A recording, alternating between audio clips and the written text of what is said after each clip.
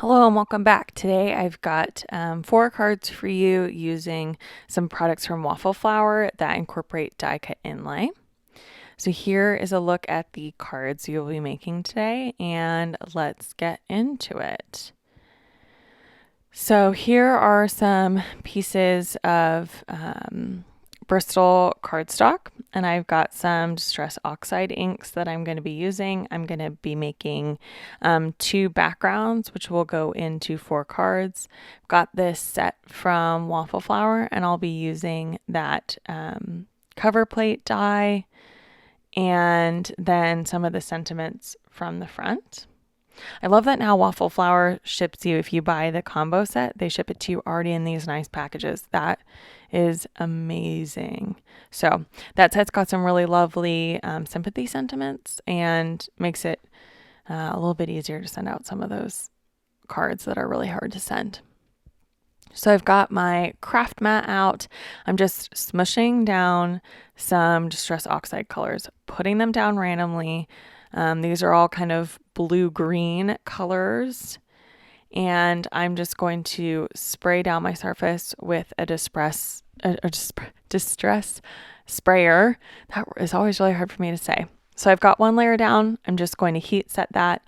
Oxide inks will layer when you put wet on dry.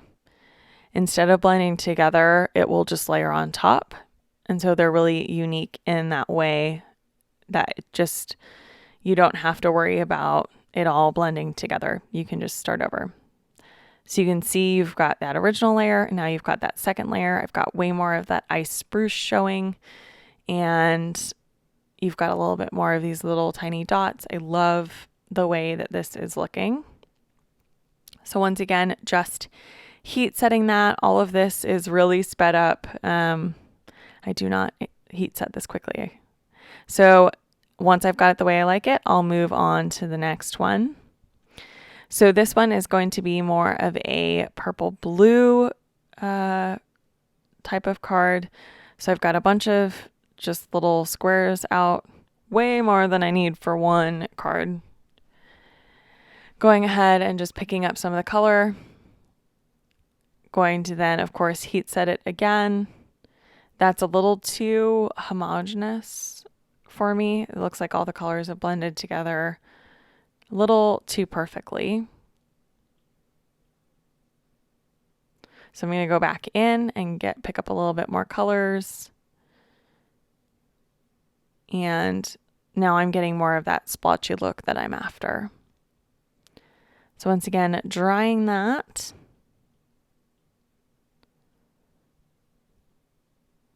And then going back in a 3rd time to pick up a little bit more color.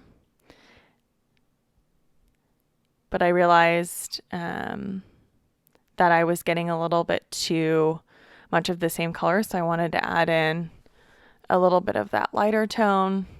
And now it's really looking great and more in line with what I was envisioning. I love doing this ink smushing with Distress Oxide inks. This is so much fun, and you get really unique backgrounds. You're never going to get the same thing twice.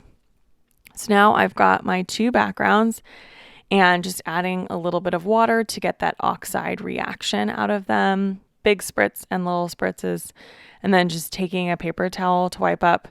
I will say I like to use the Viva paper towels. It's a tip I use from Christina Werner because they don't leave marks like Bounty paper towels do.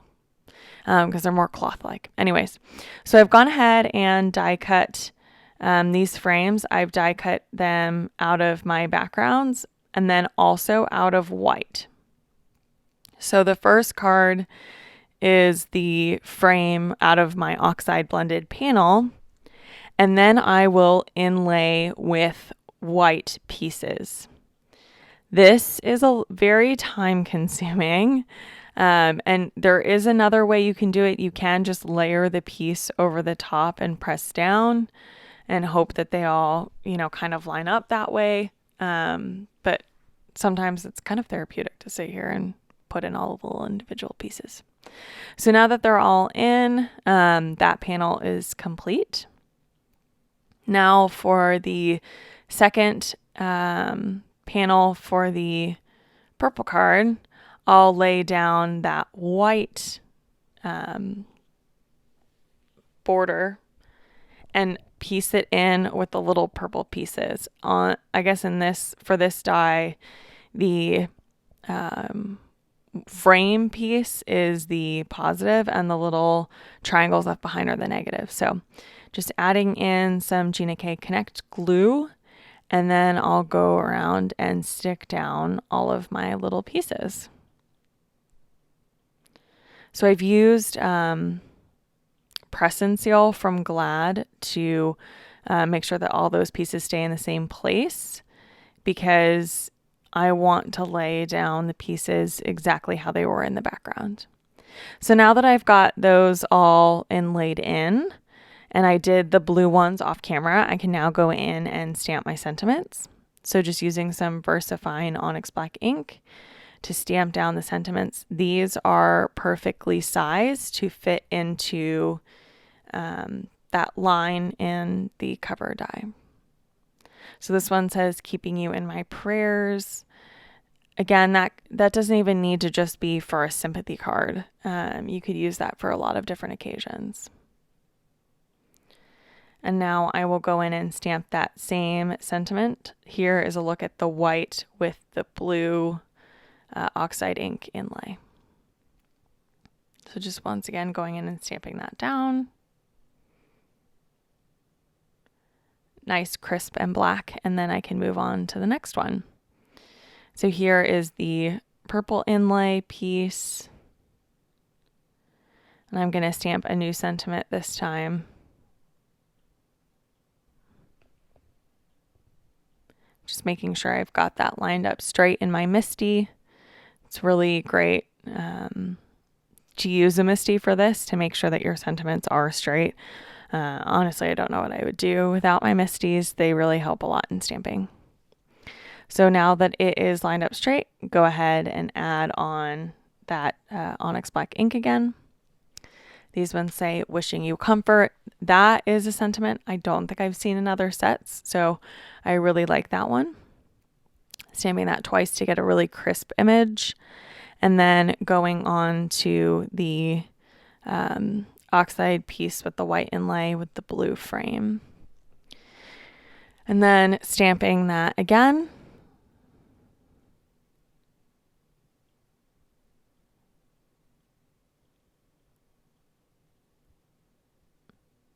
And that completes my cards. These were pretty quick and easy to make. I think that they are beautiful.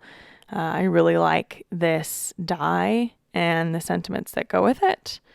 And out of 2 inked pieces, I can get 4 cards. So here's another look at those cards. Thank you so much for joining me today. Be sure that you are subscribed to see more videos from me, and I'll catch you in the next one. Thanks so much.